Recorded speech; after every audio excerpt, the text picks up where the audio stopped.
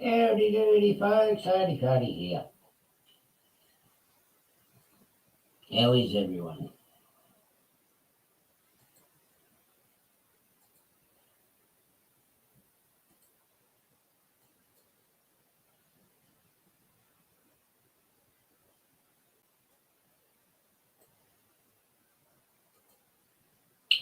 Hey, Anthony. How are you? And obviously, I've got somebody else lurking in the background there somewhere. Um, hey, David. How are you?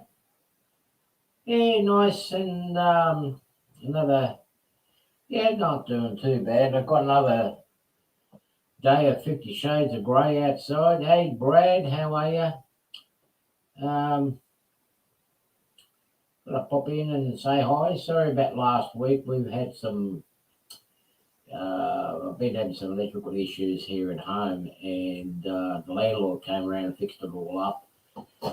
One with the smoke alarm and whatnot. So we ended up turning the power off, and not long after that, we ended up having a really bad wild electrical storm. The weather's been really crap down here lately. So yeah, and what's been new? Nothing really. Haven't been really doing much on the layout, apart from working on my JMRI, and I am really getting totally and utterly flustered with it at the moment. I'm trying to get some automation going.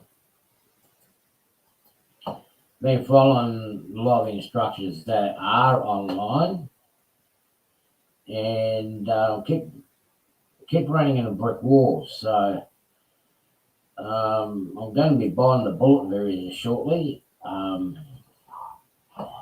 I'm going to give up on JMRI to do my automation. I'm going to be going onto a program called Train Controller. I know it's not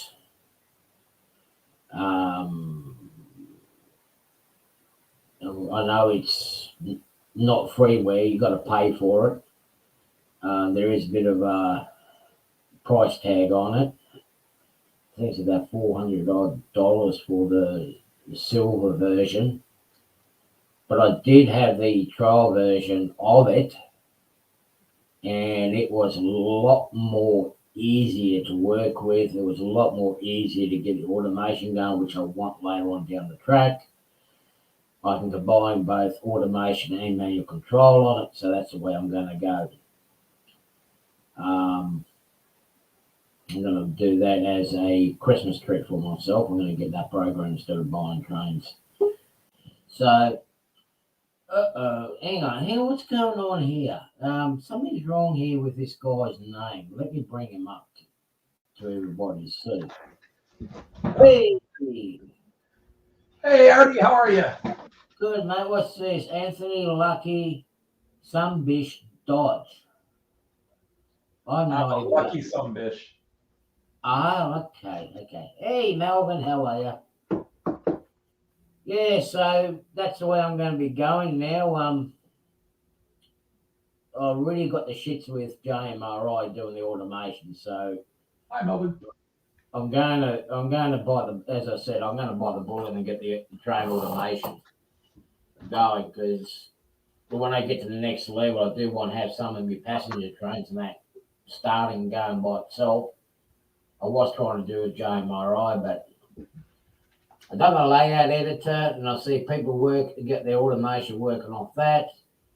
I go through that and it says it needs portals and all this stuff, and it's like, well, you need to do panel editor. So I got into panel editor, started doing that, and then more complications, and I thought, no, that's it.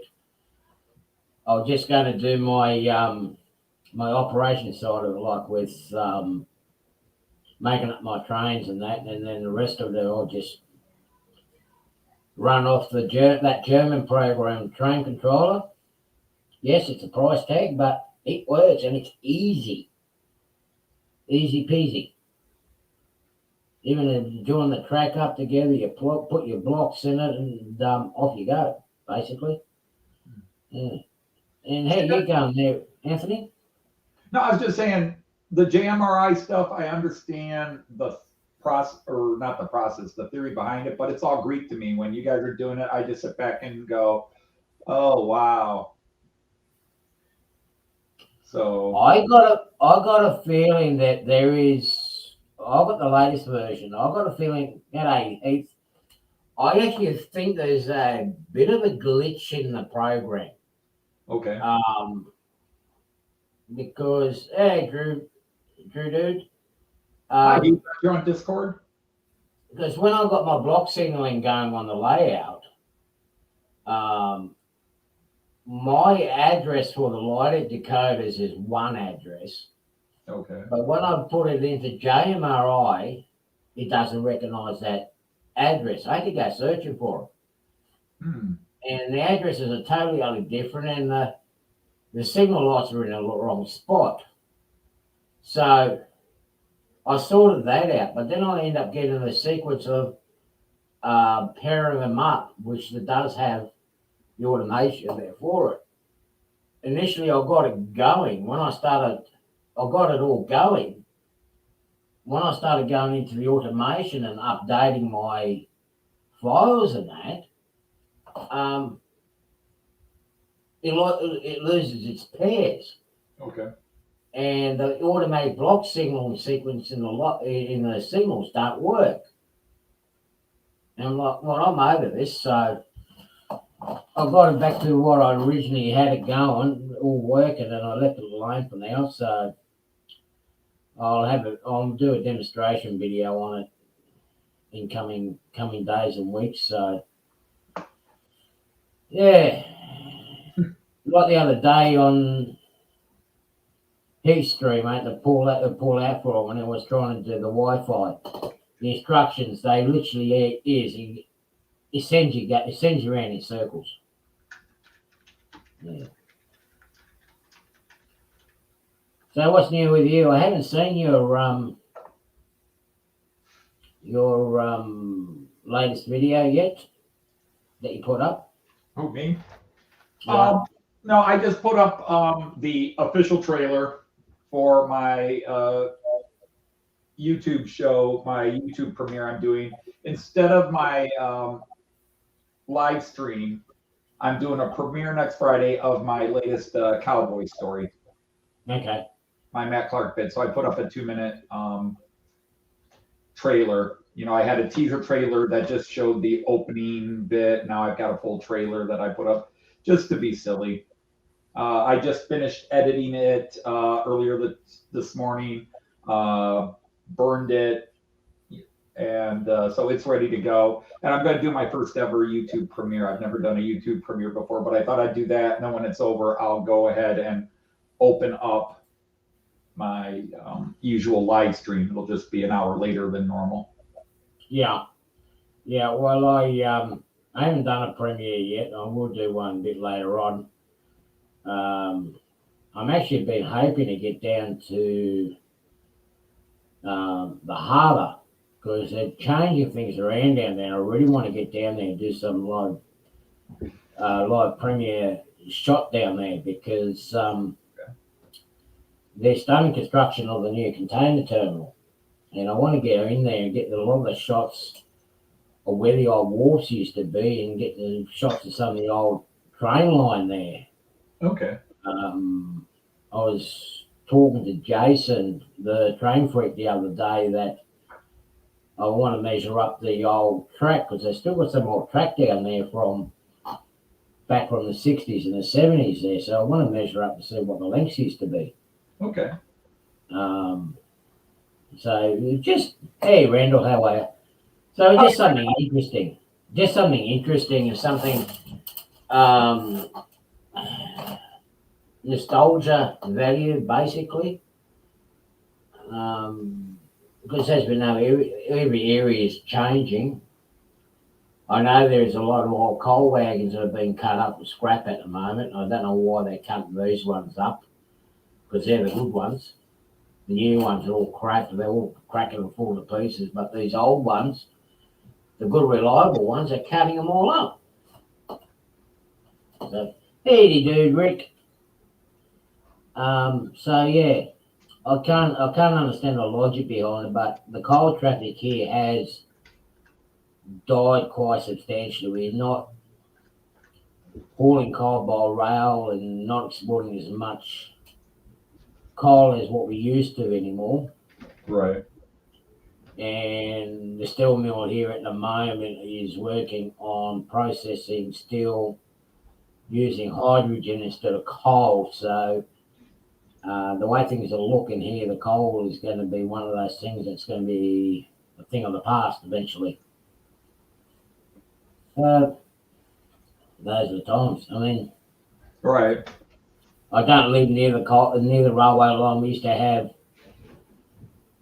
in an hour. We used to have 2 coal trains an hour, but now I think there's lucky to be 1 coal train every 3 to 4 hours. So and that was the main dominant traffic down here during the day. But that's substantially gone quiet. Yeah. And that would be the thing. Yeah. I just can't go anywhere. I haven't been allowed to drive anywhere, so I'm stuck at home again. You know, like I've reached my parole.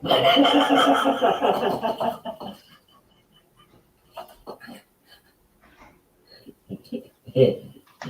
Sorry, my son texted me. Yeah. Like I've gone into hospital. It's like going to the hospital is like going in front of the judge, and it's like, well, we're going to cut you open, and you're going to go settle up for 6 to 8 weeks again. Okay.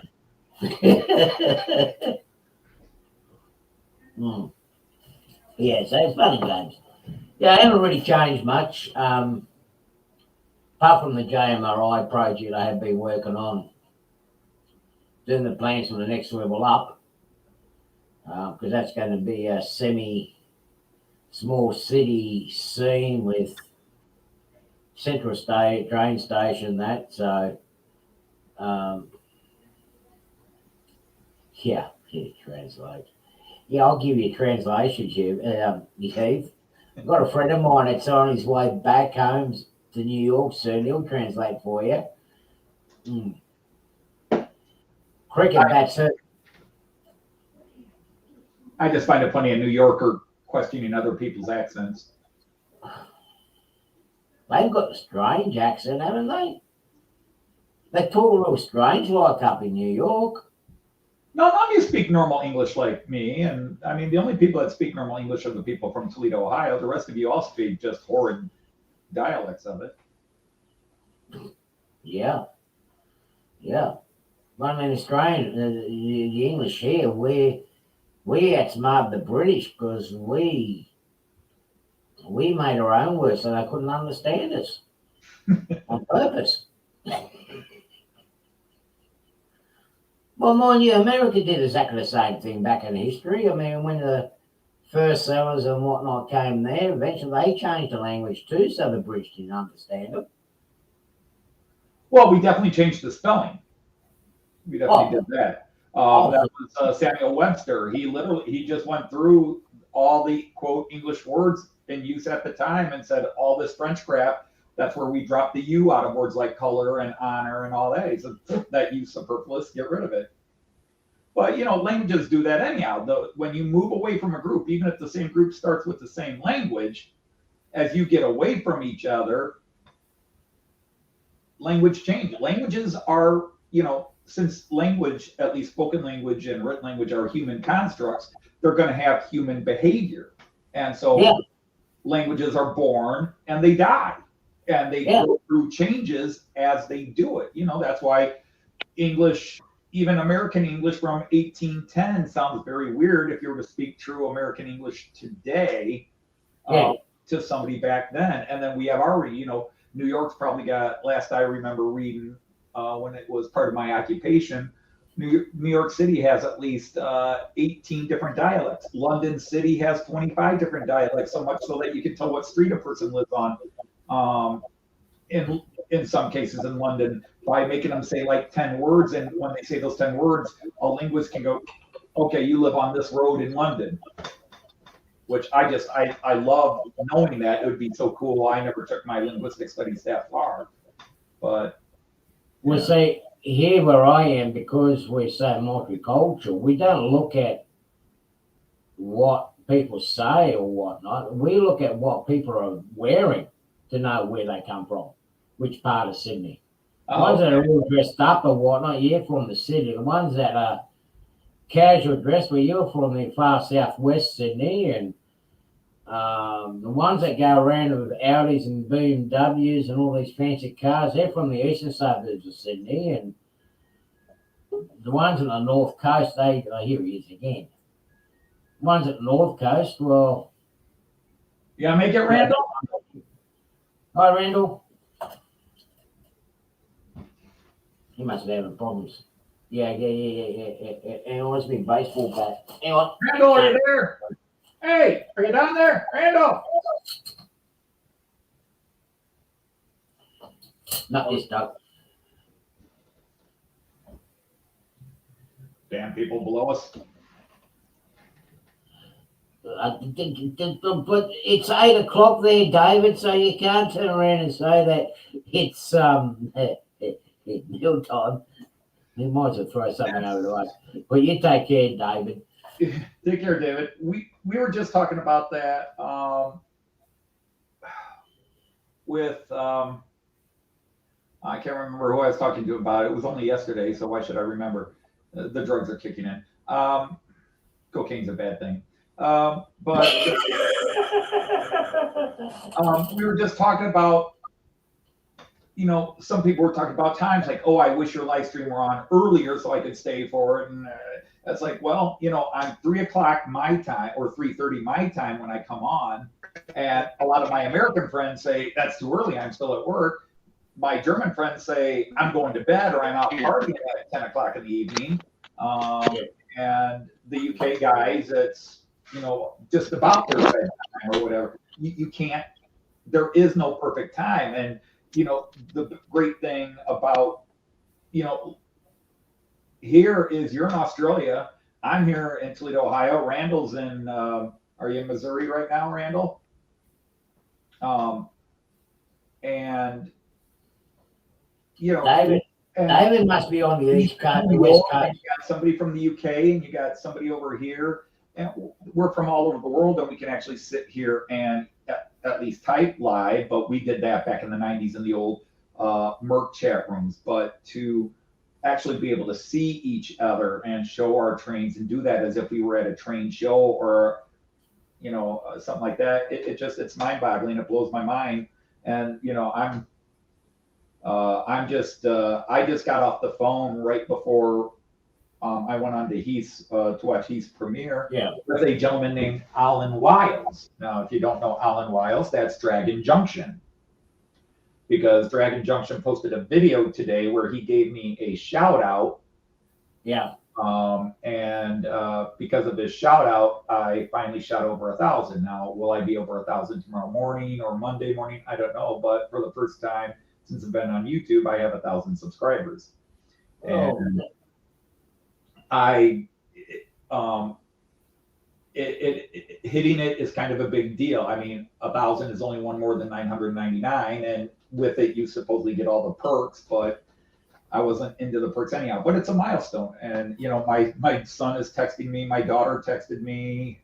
Alan Wiles called me to say, "Hey, did I get you over 1,000 yet? I was just watching. You're at 9. Hey, you're over 1,000, yes." And he's he's like, "I'm really chuffed about this." I'm like, "You're chuffed? I'm blown away." And it's cool to be over 1,000. And I promise not to treat you little people any differently now. You better not. I know where you live. Everybody knows where I live. I don't hide it. You can go on Facebook and find out where I live. Yeah, you're in the basement most of the time. No. The only time I'm in the basement is Fridays and if I come on your live stream. Yeah. No, it's Hey, Dwight, how are you? I would. It's okay, Randall. I know what it was like. I was like that the last 2 weeks of my. I haven't been able to join anyone's live stream and that because we've been having a really wild electrical storms in, rain here. Like it's been that bad and crackling here that I just decided, no, I'm going to bite the bullet. I'm turning the power off. I don't want to surge. I just pull everything, pull the plugs out. I'm sorry, go ahead. Yeah, we've been having really bad weather here for the last 2 3 weeks. I mean, I don't know if you noticed, Creepy and I, look, Gary from up the mountain, he's been copping it pretty bad. We're talking about moving away from model trains and going into building model ships and submarines because it's been raining that much here.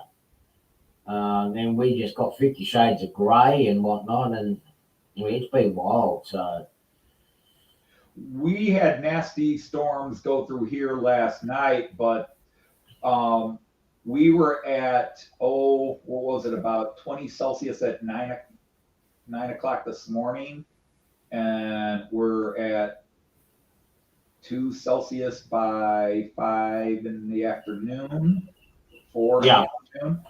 Massive drop in temperature, and the wind is ridiculous. All my Christmas lights are actually blown back up over my roof. Yeah. Icicle lights hanging from the front of the house. They're all blown up over the top of the roof. The wind, I've never seen that before.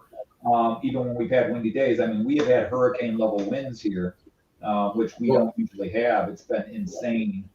We have been too. I mean, this last 3 4 days, been getting smashed by what we call the southerlies here. And the temperature variation is about nearly 12 degrees. So you can imagine how wild it's been here. It's almost a perfect condition for the tornadoes as well. I mean, we don't get them normally here. They're very rare, but Western Sydney's been copping it as well. And it's like Western Sydney's been copping the worst of it. But I've never seen it. I mean, we're getting these winds now, which is basically our August winds. You know, and the trees don't know what season it is, whether it's summer or winter or spring. Right. I mean, we got the trees that are blossoming their flowers again, you know, twice in one period. The birds are loving it, like our rainbow lorikeets and that. They're loving it because they've got plenty of wheat. But to clean your property up, it's a bad side. But yeah, we don't know. It feels like summer's been cancelled this year. I mean, I had to put the long johns on yesterday during your stream. I had to put socks on and track pants and a jacket on for the first hour, and the second hour I had to take everything off. Right. By the show was over, I had to put everything back on again. Yeah, well, it was like 65 over there in Memphis. Yeah, well, 50 degrees, I mean, that's what we're getting here. Hi, Tony. Hi, T4, how are you? Nice to you join in. So, yeah, it's been wild. I mean, I'm just glad I'm not doing any painting or not been doing any woodwork outside because I wouldn't be able to get anything done. No, I had to go out today, and the winds were so bad, it blew the gutters off a couple of places on my house. I had to go out and put the gutters back on the garage, actually, not the main house, but on the garage. It blew the whole half a gutter off, and I had to go up there and nail it into place and go chasing down the damn aluminum drain pipe 2 yards over and put it back in, and then line it with bricks just to keep the wind from rattling it so much. Yeah. But see, now you're going to get these Mexicans that come in here from the south, like Ron, right? Starting how warm it is down where they are, you know. They've been lucky. They've been missing a lot of it. I had a friend years ago who lived in Tasmania. His mother was in the government in Tasmania. Oh, they get some wild weather down there, I tell you that. They get some wild ones down there. Speaking of which, you see, that was, I mean, it was funny, like, if you look at the history, like when Captain Cook was coming around here to discover they knew about that island, well, we're going to go and have a look at that island. Then he got caught by the Roaring 40s that we got down there, and he blew him right past the island, brought him on the east coast of Australia. That's how we discovered the mainland, he actually discovered it by accident. So there you go. He just flew past Tasmania. Yeah. But it's nice down there. It is very nice. It's one of the places that's worth going to, and I think that'll be the only place that really we have down in Tasmania. That's where you get the Tasmanian devil. Yeah, There's Randall. Here he is. He's still breaking up. He's trying. He's persistent. Yeah, he's persistent. All right. Hey, Gary, how are you? We've been Hey, just there's talking. Gary. Hi, Gary. Hi, Ian. Lehigh River Subdivision. Hey, Lee. We'll stop talking about Gary now since he's come on. So. Whoops. Didn't mean to do that. Yeah, that's all right. Yeah, so I haven't really been doing much on the layout. I have been trying to get the trains to run a little bit and running around, but that's about all I've done on the layout. I'm slowly ordering bits and pieces from the US now for the next stage. Yes, I can afford it. So no, he's gone again. He's having problems. I'm just getting bits and pieces. I've got some bits and pieces from Gary. When I was up there before my surgery, I got the. How is the hand? Yeah, he's got the. We've got the elevation, the subway track elevation that goes that you got. I don't get it. Wait, come back. No, wait. Wait, come back. Don't leave me here.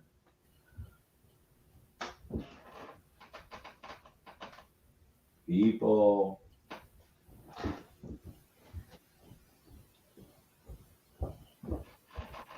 Send your bank card numbers. Send your bank card numbers. Yeah, I got these off him when I was up there, and That's cool. I thought to myself, I can do what they'd done down at Melbourne and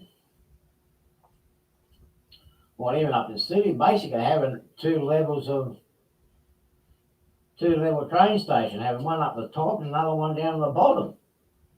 The trains just fit underneath here. So that's going to be basically give me, say, four platforms. Okay. So I'm going to work on that. Because one's going to be an intercity line and long distance train. The other one's going to be just me suburban. So I'm working on how I'm going to do that. Hey, Jerry. Yeah, talking about the subs. Actually, I got a big thank you to say to Jerry for helping me along on that one, as well as you, Anthony. But with that special live stream that I did with my parcel that I got with the so-called discounted Broadway Limited cars, I managed to get close to 12 subs. So I'm getting very close to my 100. Thanks to Jerry, because he posted around some Facebook groups and channels. The ones that I got from you, I don't know what's going on with YouTube, but I end up losing some of the ones that subscribe. We have been looking at each other's videos. We lost them. But now I've got them back again, so wait and see what happens. But I might. YouTube, whenever they're updating, it seems to do this because there's two things that happen from YouTube that affect our subs. Number one, they do monthly sweeps where they just go through and deactivate inactive accounts or people. Because, people say, oh, well, if you haven't talked on a site for so long, they'll automatically remove you. Well, they don't. I have at least 3 subscriptions where the people haven't posted in 3 years, and I'm still subscribed to them. Yeah. But whatever their algorithm is, yeah, you go through and yeah, one of the algorithms they do look at is somebody who joins the channel and after a week, 2 weeks, 3 weeks hasn't looked at a video or commented or something like that. They notice no activity on that other than subscribing, and they will delete that. That's one of their diagnostics they can do. And then the other thing is whenever they're fixing errors in their system, because, well, there's always errors in their system, yeah, you get collateral damage where people will lose subs. I mean, I didn't care about subs until recently because I never expected to get there. This is my third year. My first year, I went from like 20 subs to 225 subs. So I gained 200 in a year. In my second year, which was COVID, but I also started doing my live streams. But the biggest thing was I started doing the American shows, the German rail shows. I went from 200 to 700. So I gained 500.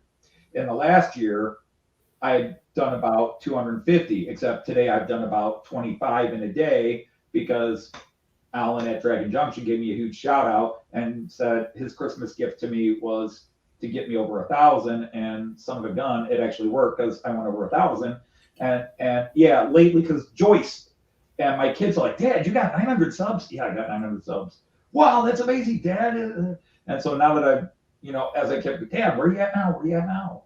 Joyce, where are you at now? Where are you at now? Okay, so I really started watching her once I got around 880, 900. But it goes up and down. Like I hit 981 the other day, and then I shot back down to 976, and then I slowly climbed up to 980 again. Then I'm down to 978, and then I get up this morning and I'm at 979, and all of a sudden I'm go, wow, I'm at 986. Why did I get 7 subs? And I start watching all the YouTube videos, and yeah, Alan's on the and this is the Anthony Dodge, and and wow, it just kept climbing and climbing. Yeah. That's the wonderful somebody like that can do that. I'm blown away by it. And yeah, I'm freaked out that I broke 1,000, not because I'm sitting there going, yeah, I can start making money now, because I can't. Everything I do is copyrighted.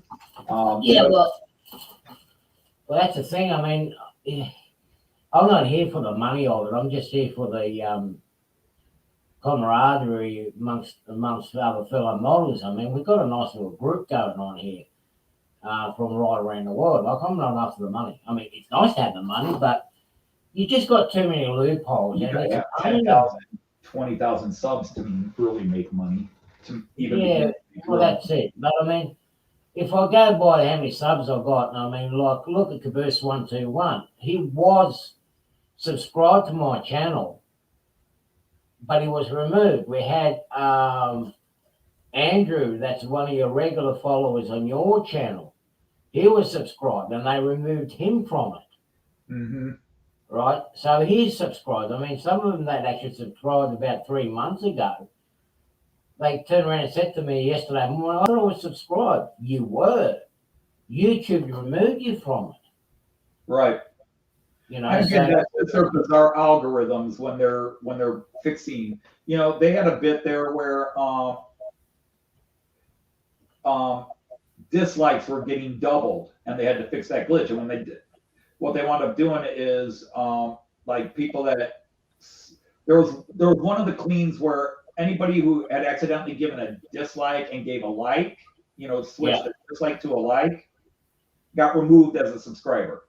That was a glitch they had and a fix they did. And the only reason I know this is they posted it on one of the YouTube feedback forums where we talk like, we kind of did this, and by some reason, the way we set this algorithm out there to adjust some issues, a lot of people got deleted doing that. So it's crazy. But yeah, I did this, if I had known what live streams would do for me, I would have gone to live, and I'm not talking growth of channel. I'm just talking meeting people like you, where we can sit here and shoot the breeze on a Saturday night from Australia because back in the day, I used to be on Merc back in the 90s, MIRC. All right, for all you young kids, IRC was Internet Relay Channels, and you actually could type to people live from around the world without video camera, although some groups tried to get video chat bits, but they didn't work well. And I wound up being a sysop and a chanop on Merc. And yeah, I was a sysop in all kinds of channels, and sometimes I'd have to go into some of the okay, just let's use the term X-rated channels to clear out some problems. Yeah, we know those channels. Yeah, that's fine. But it's like the old. I mean, you probably remember it back when it was really starting to get off, and it was like the old ICQ program, which was a chat, and then it became a chat video program. Right. This was way before Skype and Facebook and Messenger and oh yeah, those were all YouTube was still in its infant stages back then. Yeah, I go back. My first time on the internet with my own home computer was '93, and it was I got introduced to the IRC stuff and the IQ2s and all that, and then gradually Yahoo came around, and then Yahoo had their group chats and their Yahoo tried to do video chats, and that tore up their stuff. But it was amazing. Yeah. Now I started the don't tell Joyce, but I started the live streams to hook up with Russian brides because I heard they were really into men with trains, and so that's what got me into the model train hobby. Was I wanted to meet all these hot Russian chicks that are advertised on all my train channels, and Joyce doesn't like me doing that, but I'm like You got to find yourself a giant. What you need to find yourself, and you find yourself, and most of the rest of us models need one as well, and that's either a Chinese girlfriend or a Chinese mistress that knows how to assemble trains, repair trains. Because you have a look at it, the majority of our trains are made in China, and you've got that fine little intricate details that they end up putting on top of our kits. That's what we need. But my trains are German, so I need the German girl. It must be little Alpine Mädchen. Yeah. And by the way, Artie, a little tie for us here is half the Miraculin trains are made in Germany and the other half are made in. Do you know what country Miraculin makes them in? It's connected to you. Thailand. Hungary. Yeah, Miraculin has a factory in Hungary. Half their trains are made in Hungary. One half's made in Germany. The other half are made in their factory in Hungary. How's you, Uncle? Oh, sorry, I was talking Hungarian then. Sorry. Yeah, that's right. You don't speak Hungarian. No, but I can usually work my way about it. That stupid linguistics degree. Although Hungarian is an interesting language because there's really only two other languages on Earth that are remotely close to it. One is Finnish, and one is one of the languages in the Pyrenees, not the Basque language, but so it's really weird that those three languages, the Finno-Ugric family of languages. Yeah, there is a group because I mean they did migrate a lot. Roman. Yeah, they did migrate. They did move around up to the north part of Middle East and at the top of Africa before they started returning back. But they took a long way around to get back to where they were.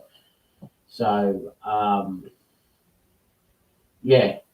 but I mean it's funny because it's not a lot of people, especially Hungarians, a lot of times think it's because it's not a common language spoken around the world. No. German you can pick up.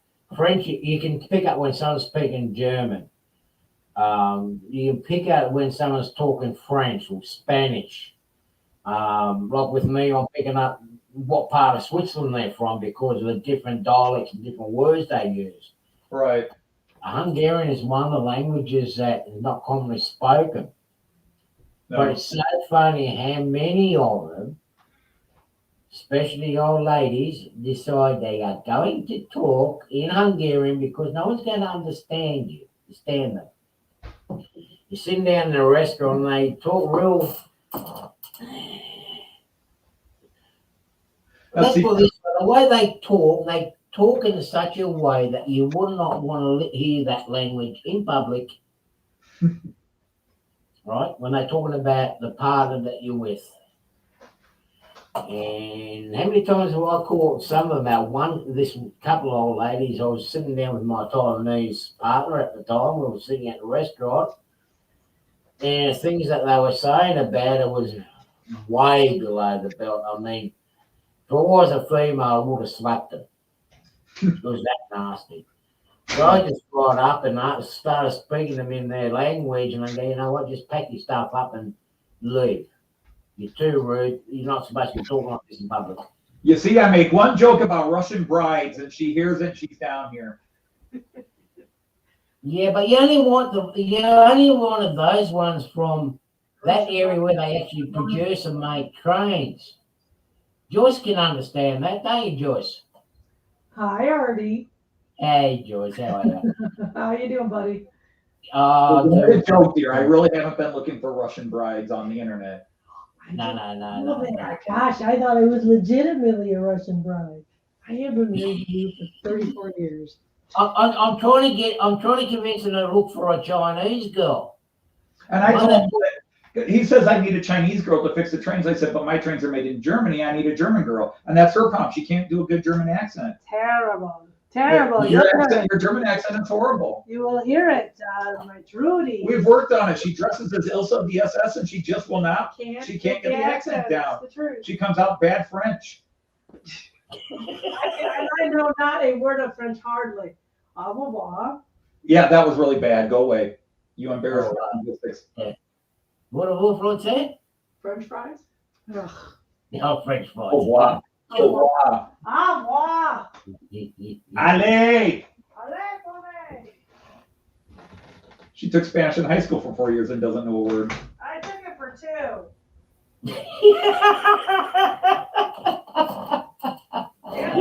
Truly, I failed Spanish because I couldn't spell. I knew I'm the going to words say one. were wrong because I didn't spell them right. It discouraged me. She failed Spanish in high school. Well, I didn't. I passed it. Well, then quit saying you failed. No, but it truly was a fail. She would mark everything wrong because it was spelled wrong, but I knew the stupid word. So blah. Look, I'm a thousand sub YouTuber now, so it can work. Never a dull I moment. expect a beer and a sandwich now.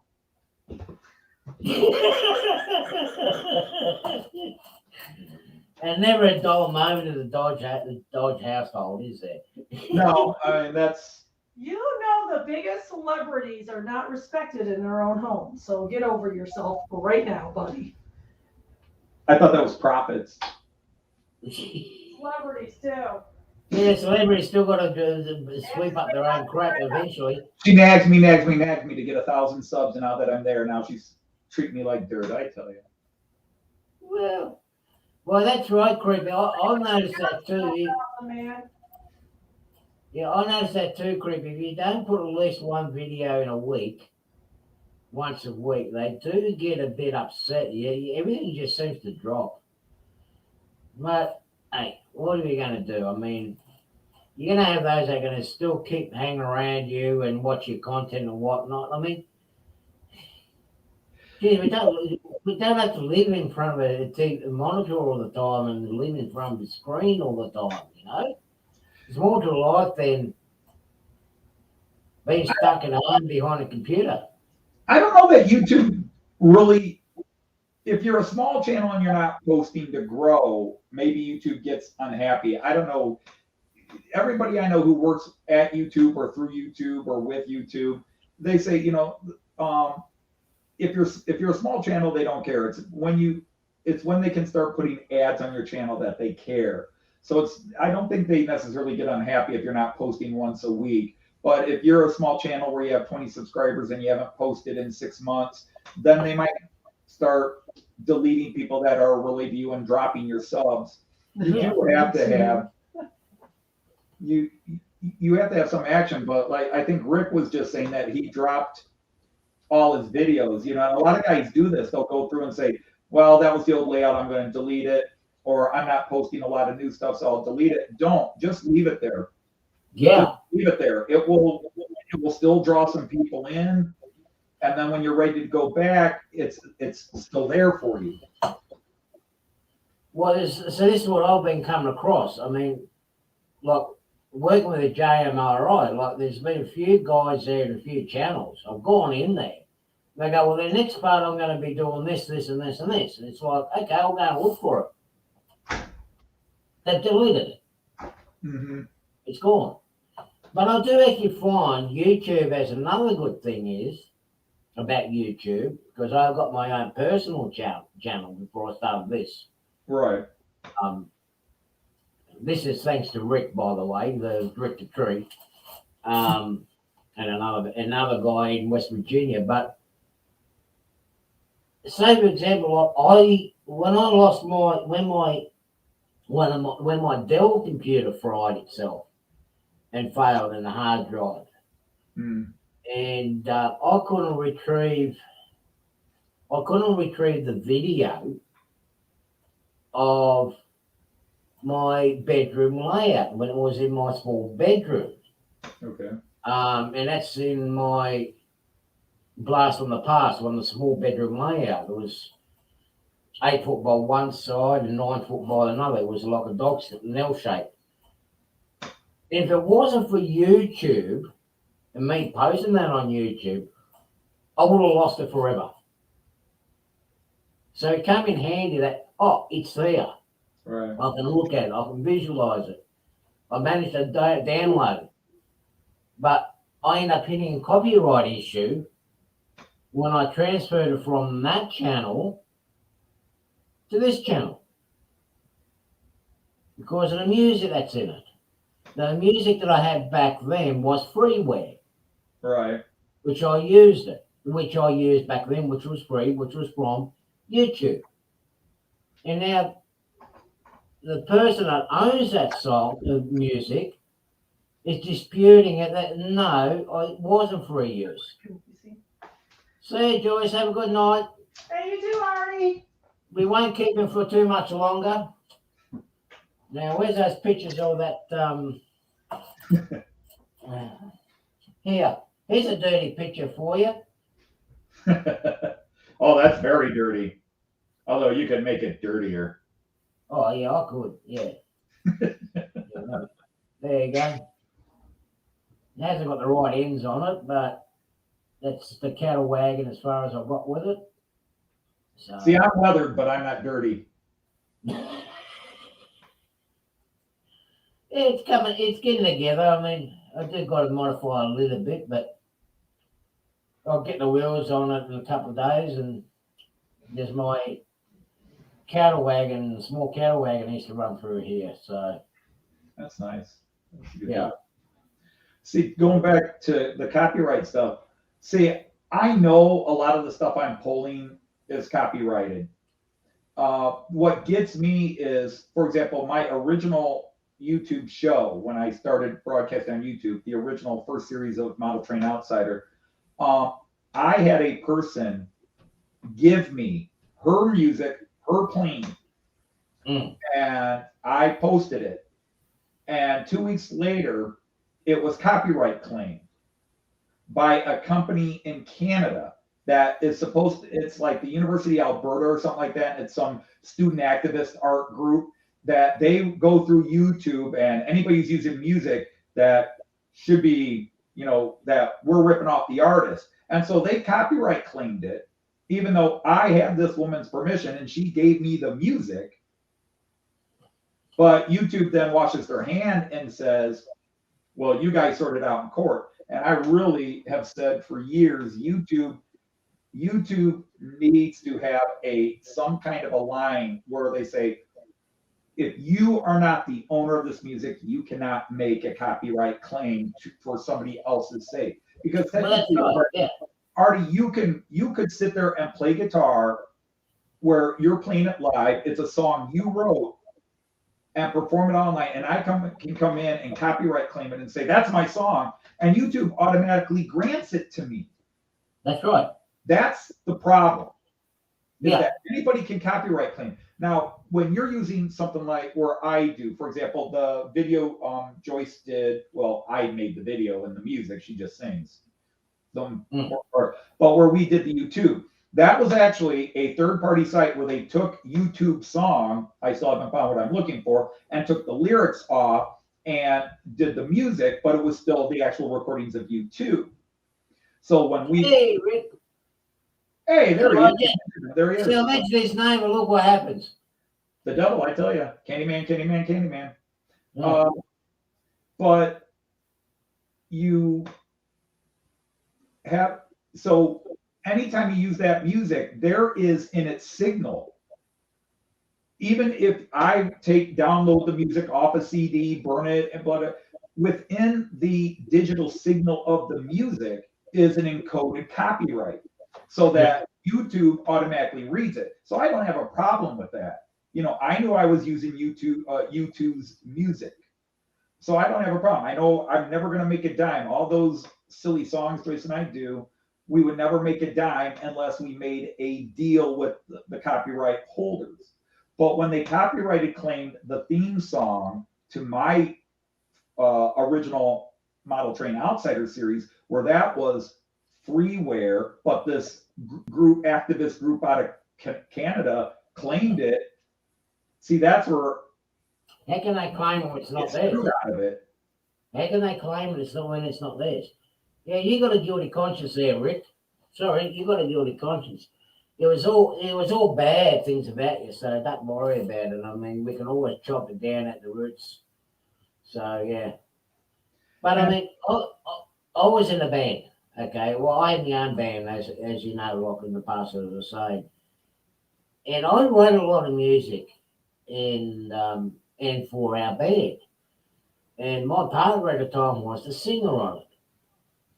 Now the whole thing is, look, I don't mind people, performers, whatnot, singing the songs. I mean, you get it all the time. You get bands or whatnot, they'll copy and sing your songs on a stand or whatnot.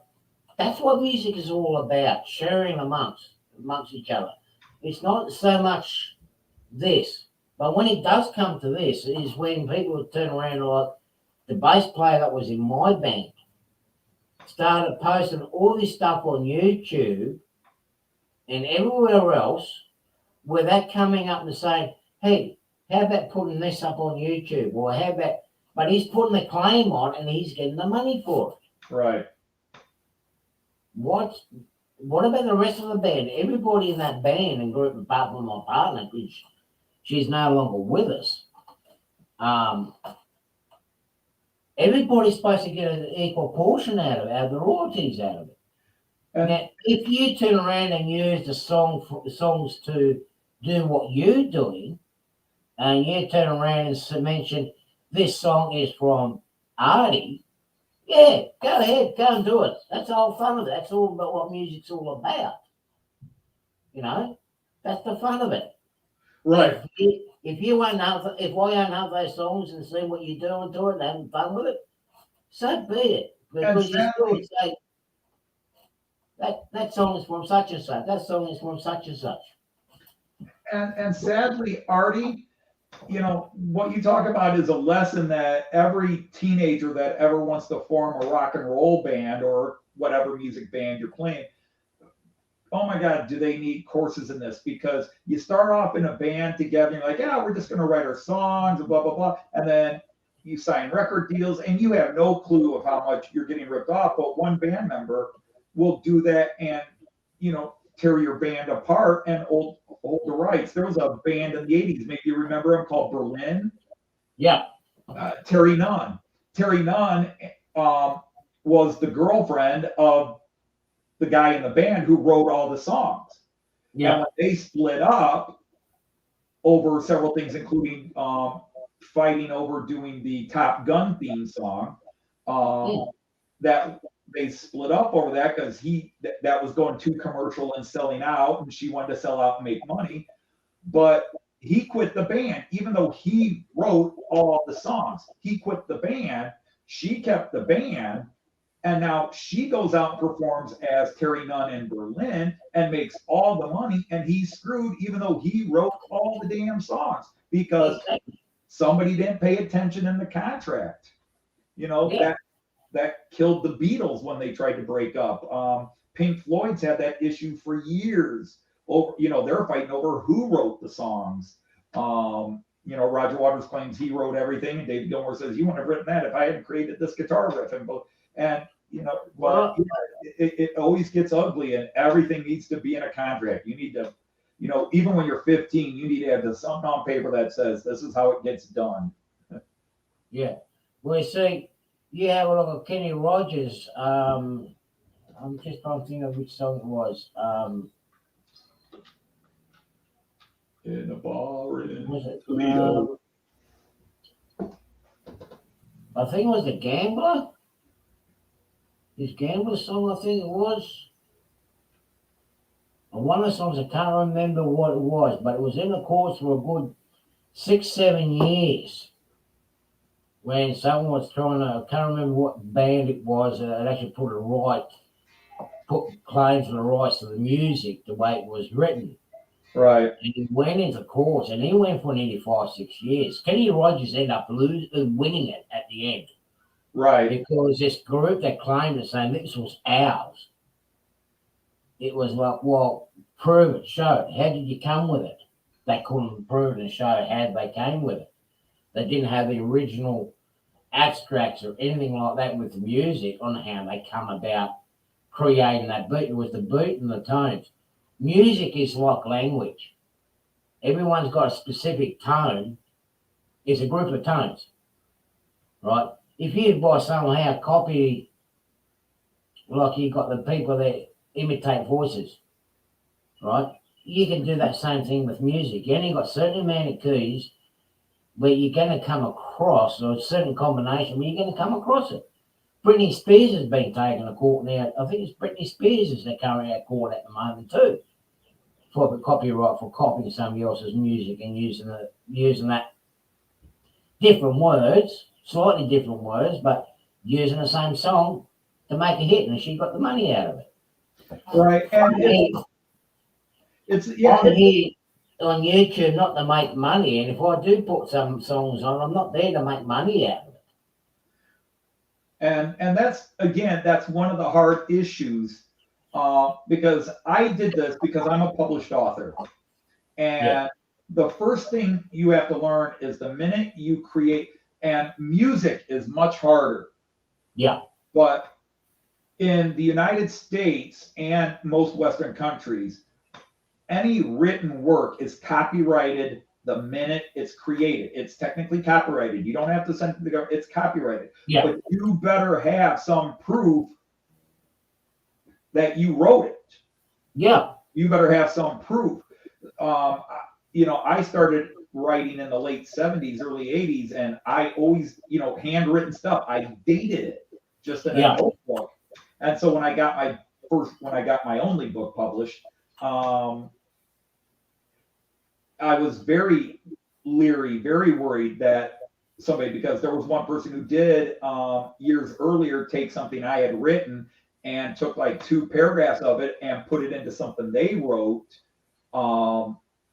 you know, a song, and they recorded it because they read it off my notebook, and I had no way of suing them because I hadn't dated it or anything. And nowadays, you know, when you type something on your computer, it's time saved, it's time stamped. When you first started it, how many alterations you made, and anything you post on Facebook is time stamped when you first post it, and alterations you make to it.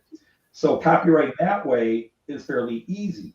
Music copywriting is very difficult because until you actually record it and can somehow verify that's you and did it, you know, who is it? Led Zeppelin has had multiple lawsuits for plagiarism, and like Stairway to Heaven, there's that band, what is it, Vermilion, Triskelion, something like that, who it's very clear to me that Led Zeppelin stole that. altered it slightly, but there is no way they just accidentally stumbled on the same chord arrangement. It's too close. It's too close. Unfortunately, British courts don't seem to follow, even the fact that Triskelion was a lead act for the Yardbirds, the new Yardbirds, which was basically Led Zeppelin without Robert Plant. And they were playing that song. And then 2 years later, Jimmy Page comes up with Stairway to Heaven. There's no way it was accidental and the courts throw it out. But J.K. Rowling, the famed Harry Potter writer, there was a series of books that came out in the UK 10 years before Harry Potter about a school of magicians. And the lead character in that 10 series books is named Henry Potter. And he sued her. And my kids have the original Henry Potter School of Magician books. And he has lost every single case, even though School of Magicians, teenage kids, Henry Potter, chased by a demon that killed his parents. Somehow this is not, no, J.K. Rowling never read those books, never heard of those books, blah, blah, blah. And she's a billionaire and he's screwed. But it's so easy. I mean, look, being in the music industry, it's so easy to stray and copy. I mean, even with writing a transcript or a story, because you just get that certain tones or certain things that's just stuck in that mind, and it's a copy of what you've seen or heard and whatnot down the track. I've done songs where it's like, hang on a minute, that's one of our old country singers here in Australia. It's like, oh shit, I can't use that because Slim Dusty used that. I can't use that thing. There's another song that actually used the same tempo, the same chords and everything else. It's like, we can't use that because it copies. But then again, when I have a look at the two songs that Slim Dusty does in one of them, and it was actually a Croatian song, a folk song. They're very, very similar to one another.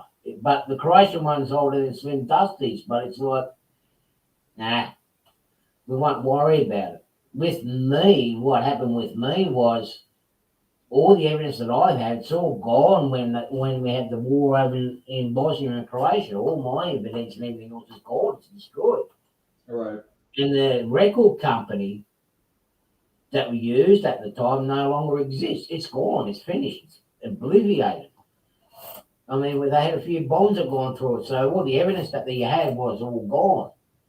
The only thing we got is just our original CDs and whatnot, but you can have the same copy as me if I shared it with you. But there's no problem. A lot of times there's no problem if you turn around and ask the person that owns it or wrote the song. There's usually no problems if you go around and ask, can I use this? Right. Can I use this in, say, I'm doing a series on such and such, I want to use a song that you've written, Anthony. 9 times out of 10, they'll go, yeah, no problems. Right? Right. If you have a look at one of the songs that Kylie Minogue done, she actually used some of the word, was it Kylie or her sister Danielle, one of the two, wrote a song, but they used parts of a song from Madonna's one. Okay. Right? But they done it the right way, around and say, look, we want to use this in our song. We want to incorporate the two together. Right. We call that sampling. Right. It worked out good. All you got to do is just ask for that permission. Don't go around sneaking and go, look, oh shit, I've accidentally used this. This is what it is. Hopefully there's no issue. If you go around and approach it and not get. Right. And that's the thing. That's why, like on my parody videos, see, the songs are copyrighted to somebody else, but the lyrics are copyrighted to me. Yeah. So Yeah. even if I'm using somebody else's music, I wrote those particular lyrics. So like the NMRA, the NMRAX group came to me a couple of days ago and asked if they could use my parody song "Stuck in a Train Show with You," because Yeah. somebody came across it on my YouTube channel and loved it, and they wanted to play it at one of their shows. They wanted to play the video. So now the video is the bigger issue because now you're dealing with 3 copyrights: the music, the lyrics, and the video. Now the video I can get away with because those were all publicly posted videos of public events, so they can't be copyrighted. Yeah. However, in certain countries, like in Germany, if I videotape even in a public place and I put it out to make money and somebody's in that video, they can technically sue me and say, take it down because my privacy has been violated. And only in very public places can you do that. That's why if you try to Google Germany and do Google Maps or Google Earth and do Street View, in so many places in Germany, you can't do it because privacy laws, only in clear public places. So when I posted those videos, I'm in the clear because it wasn't news channel video and it was posted on public access from public places. But there are excerpts from some videos I've used that are from professional videographers who then posted them on their Model Train channel. And that's where it becomes a gray area on copyright. But since I already have the music copyright strike, and again, I'm not doing that for the music, I'm doing it for a laugh. If somebody watches my songs, I mean, my channel is more about laughing than model trains anyhow. I just use the trains as a hook. You know, it gives me an excuse to do it. I have a model train channel. I do run model trains, but over the last couple of years, I went from talking about building my layout because I don't do work on it and started doing all the silly stuff. I talk about something on live stream, it clicks a button, and then bam, I'm doing another song or I'm doing a cartoon series or something like that because I keep it for the fun of it. It's all for the fun of it, you know. It's bringing us together. It's like, and I keep it train related to justify putting it on my train channel. So Matt Clark, Railroad Detective, or any of my train songs, because you know how hard it is to do it. It's hard to do. It's easy to do a parody song where you just take somebody's song and make up silly lyrics as you're going. But to make it work, that's work. You know, that's why people may not appreciate somebody like a Weird Al, because he puts so much work into his parody songs. And when you are a writer, like I'm a writer, you can hear the songs where you obviously put a crap load of work into it and songs where you just kind of fluffed it off. I remember when we done video clips, you know, the amount of work that we had to do. I mean, just for one song, there was one song we done.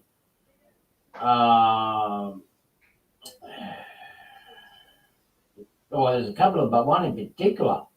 It took us like about 2 months to shoot it. And then the person that's got to stitch it all together, that is a nightmare. Mm-hmm. I mean, we end up playing the same song, and I think it was in 8 locations. Right. And now, out of that 8 locations, everything started all coming in. Like, I have looked at some of these train videos too. I mean, like, okay, some of them are, all right, but then you look at the other ones where they have put in a lot of work in it, and it goes with the flow of music. There's so much work in it. Yes. You know, what you're doing, there's a lot of work going into it, and you do a fine damn good job on it, but it takes a long time to create something like that. It does. It takes time to write it. I mean, you were in a band, you wrote songs. You know, somebody comes in with a chord, you know, because every song starts with a chord. Oh, yeah. Somebody gets a riff or a chord or something on a piano, whatever it is. Yeah. They get a couple of notes together and they say, okay, maybe I can build something with it. And they spend hours working with it. Yeah. And very rarely does a song start with a lyric. You know, it starts with a chord and they start working it. And then somebody says, oh, I've got a lyric that might work with that. Now, so for me, the hardest part is because there's already an established song, the hardest thing is I have to take a lyric and match what was already created. That's where the work comes in is because a singer is singing at a certain rhythm, a certain beat, like Steeler Wheels, Jerry Rafferty, Steeler's Wheels, stuck in the middle with you. He has a very unique way of singing. He's a Scottish folk, and he can take a one syllable word and stretch it over 5 beats, and he can take 4 syllables and stick them into 1 beat. And if you're going to try to truly parody that song, you got to do that too, and you got to find a way to fit the words in, and yet tell the story, the song that your song is going to tell, because that's the other thing. My songs always try to tell a similar story to the actual song. So Steel Wheels about somebody, stuck in the middle with you, okay, stuck at a train show with you, but then match the whole surrounded by the insanity and why am I here sort of thing.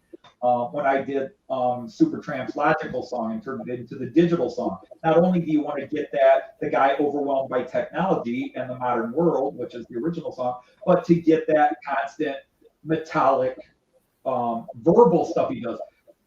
When I was young, life was so wonderful, magical, spiritual, chol, that old sound over and over, and try to come up with, 40 words that are model train related that all end with "ol."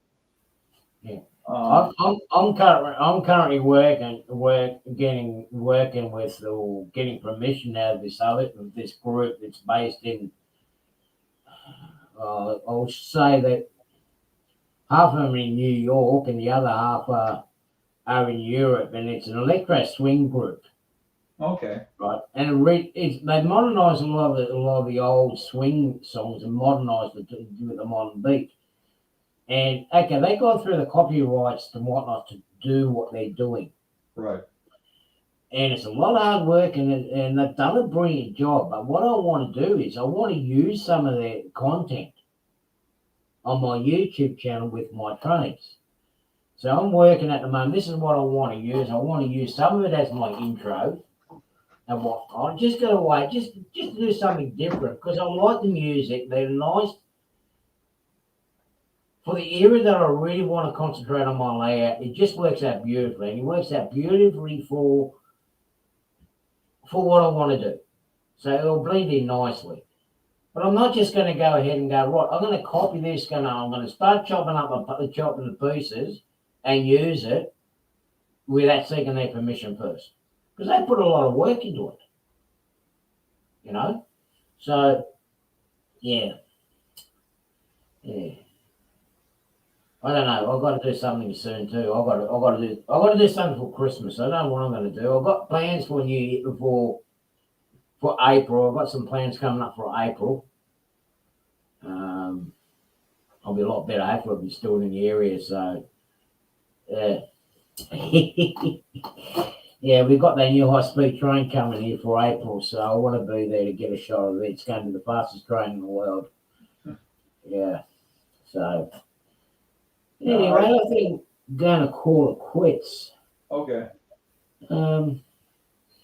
It's nice having you on the channel, Anthony. It's great chatting with you.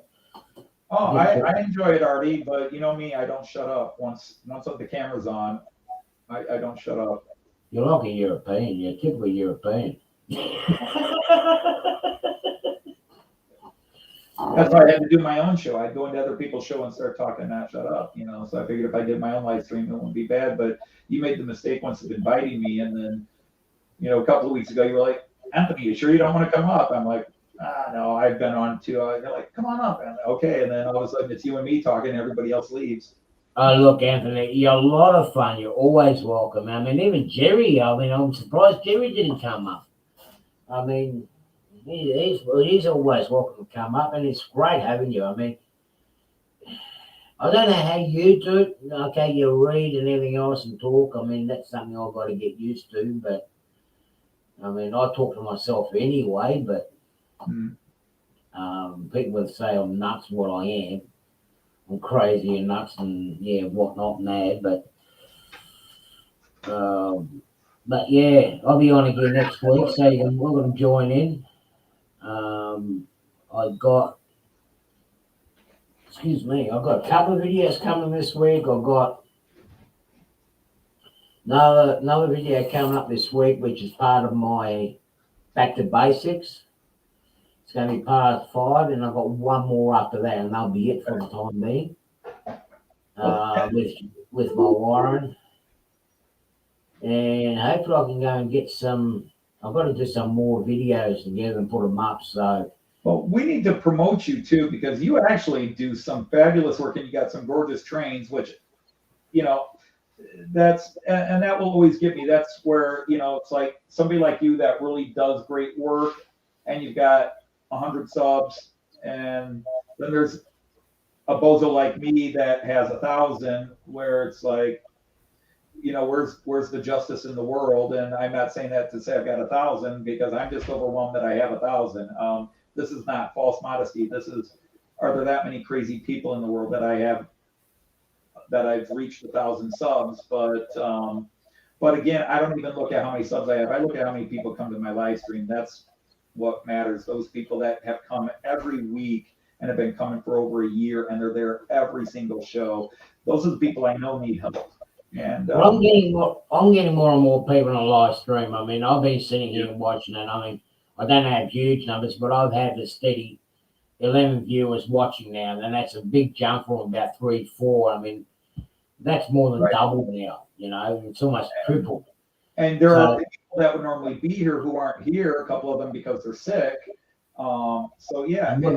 Well, that's it too. Plus, it's a holiday season too, so everyone's spending more time with their family and doing that last minute Christmas shopping, which I don't have to worry about. Yeah, well, I've still got to buy for Joyce. I still have to go Christmas shopping for Joyce.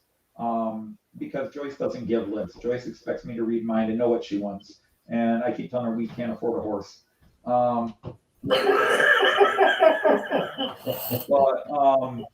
See, you're talking about plans, and you're looking at April, and I'm like, I have a plan I just want to come home from work alive on Monday, and then we have exam week. We're giving exams all next week, and I just want to get to Thursday, which is my last day with students. I still have to work Friday, but Thursday, and it's insane. I just want to get through a week where we don't have a major incident where I work right now, whether it's a big brawl breaks out between a bunch of thugs or crazy girls that are fighting over a boyfriend or something like that, or somebody calls in a bomb threat, somebody calls in a gun threat. And of course, there is no bomb, there is no gun, but because these kids have learned how to do security protocols, because you can't just call up and say, there's a gun at the school and we're going to shut everything down. Everybody has a checklist. Yeah. We teachers have a checklist to say, okay, that's enough of a legitimate threat. But the kids now have learned what those protocols are, and so they keep setting off the alarms because they're sitting at home playing their video games going, hey guys, let's watch this.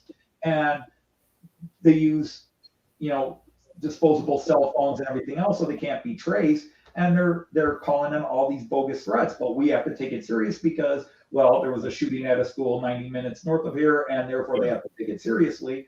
And I'm talking about the crap I already talked about. But that's my plans. My plan is I just want to get to next weekend without pulling out what little hair I have, and then I can actually relax, because I say, oh, I want to work on the Fowler car system over Christmas break. Well, all the Fowler car stuff is sold out, so I may not be working on that. But Joyce is already. I'm finding the same problem with my container. You see, I'm after 1, 2, 3, 4 particular styles of poles. You see, I can get the German ones, but I'm trying to get away from the German one. Right. I think they're the Swedish ones I need, or the Swiss ones, which is what the RSJ beams, which is very similar to what we got here. So it's sort of like semi-prototypical. I can't get them. I can't find them anywhere in the world. They are going to be available next year, but as soon as the Germans get back to work, the bludgers, we might get some. Yeah, because Joyce just did her Christmas shopping for me yesterday. And this is how Joyce does her Christmas shopping for me. Honey, what do you want for Christmas? And I'll go on her webpage and say, well, I would like that. Buy it. Okay, click. And then when it comes in, I have to leave it for her to wrap. And then, what else do you want? Well, this is on eBay right now. Buy it. Okay, honey, click. So it's great. I've got 3 gorgeous trains coming in. And before I go, I'm going to share this with you. Hang on. Okay.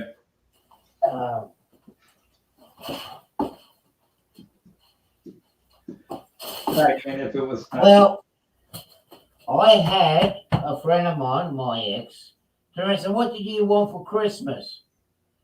And I'm going like this. Well, let's have a look. I don't know. I might want one of these. I don't know. Yeah, maybe this. Hang on a minute. No. I really want this one here. I really want that for Christmas. That would be very nice. Now, what else could I get? Now, I'm just getting there. Oh, these will be magic. This will a set of Oh, those these are cool. I like those. Those are sharp. Yeah, we have these running through here. What's the price on them? They're not free. 6 box tops. Fruit Oh, Loops. they're only $800 with DCC. Eek. Or I might go for the Victorian style passenger cars, and it's like, yeah, I just Actually, get Jerry, it's a lot of fun. It's a lot of fun, Jerry. I know I'm getting some cool stuff. She gets to wrap it up, and yeah, it's like, you ask me what I want, here you go. I just give you my shopping list. I just gave it all to them. Well, I tried to give Joyce a selection, say like just pick 3 of these, 4 of these, whatever fits the budget. And she's like, I don't know what to do. And she would rather, because all the sites I buy from, I have accounts where I get discounts, and she wants the discounts. So yeah, I don't care, honey. This was on eBay. Buy it. Cool. It'll come in. She'll wrap it up. So I don't get to play with it till Christmas. Although I have a birthday next weekend, so I'll get at least one of them. She said the first one that comes in the mail is my birthday present. The other 2 are Christmas presents. Yeah.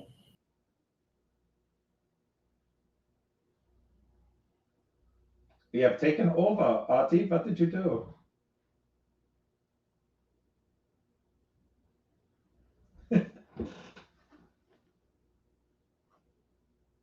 We lost Artie. I'm here. Sorry. There you are. I'm here. I thought you were trying to say It's actually made by a company by Ausmerica. Ausmerica. Jerry, they make the Australian outline. These are the old. These are my favourites actually. I've got some of these on order. They're old alcoves that used to operate through here. I've got 2. Let me try to get this. I've got some more of these coming, as well as the reverse. Okay. That's a candy scheme that they did in the early 80s. That's nice. That's in the mid 80s, and they finished off with this. Those are sharp. I like the liveries. Yeah. Yeah, those are liveries, but if you see all they're actually Indian red, and up to here, they pretty much stayed in the same livery from the day they were delivered to the time they retired. Cool. Probably about 4 or 5 years until they retired. Wow. And they still use them. They just can't get rid of them. Ausmerica. They're too reliable. So the company's Ausmerica? The company's called Ausmerica. And their Chinese imitation group, all shits? Beg your pardon? I said, is there a Chinese imitation company called All Shit? No. They tried, but yeah, no. They tried to sell off any Pacific sets for a dirt cheap price, but the engines didn't look nothing like it, and the passenger cars looked across between a Barkman and a Hornby passenger car, and it's like, this doesn't look nothing like an Indian Pacific set, but they still try to put market price up on it. I didn't get any of them, but the one that I would like to get for one that I am looking at getting for Christmas is because I like my passenger trains, you see. Mm-hmm. And that's this one here. It's one of the old wooden passenger trains from Melbourne that used to run in Melbourne. Nice. I remember riding one when I was a kid. So I'm going to buy a set of these for myself for Christmas. Now that I've got the refund back from PayPal for that Disaster. yeah, for that big 80% discount stuff. That was awful. I felt so bad for you. There is an upside to it. There is an upside to it. Because it was in American dollars, and when I got the refund, the Australian dollar dropped quite substantially. So when I got the refund, I actually made $60 on top Yeah, of the you made price. a $60 profit on it. Yeah. So I got more money back than what I would if I put the money in the bank and try to get interest on it. So we paid out at the end. I've done that a couple of times, taking advantage of the exchange rate the right way. Yeah. Yeah. So anyway, I'm going to call it quits. Okay. If it's probably wanting to go, come on, you Aussie bastard, get off the channel. Hey, Steve. Hey, guess what? I'm just going to knock off now. Are they only HO? No, they do O gauge as well, but their O gauge still quicker than a Krispy Kreme donut that's coming off the Hi, Steve. deep fryer. So they go really, really quick. They are looking into getting into N gauge, but most of his stuff is only HO. And he's got a good range, but if you want something from them, you want to get it quick because they're super fine detail stuff. They're that sort of cranes that when you buy it, you put it on the track and don't touch it because the detail's that fine on it. The more you handle it, the more times you get to break stuff off it. So, Yep. yeah, in a box. Well, no, that's what I'm saying. Brava, this German company, Brava. When you get a Brava locomotive, that goes on the track and then you don't touch it. Yeah. And I mean, I've got a lot of their stuff in the boxes. I'm just going to leave them there until the layout's pretty much done, then they come out. So, yeah, well, I don't know. I was hoping Jason was going to be here, but I think he's really getting stuck into his layout, I think. Because he's been doing a fair bit on it lately. So anyway, I'm going to be back on again next Saturday night, your time. Yep. Again, thank you very much for joining me, Anthony. Thank you very much to Jerry, my pleasure. I love hanging out with you, Artie. Tony, and everyone else. I mean, this is good getting together on a Sunday afternoon, Saturday night, and talk about anything and everything. And yeah, well, that's me, Artie. You probably would have talked nothing but trains. You would have talked nothing but trains, but I'll get you sidetracked. Well, no, can't use that term. It's copyrighted. I'll derail you. Yeah, no. We can't use that. No. Now, this is the gang chat. This is the weekend gang chat. Not the sidetrack chat. This is the gang chat. So we got to get that right. So,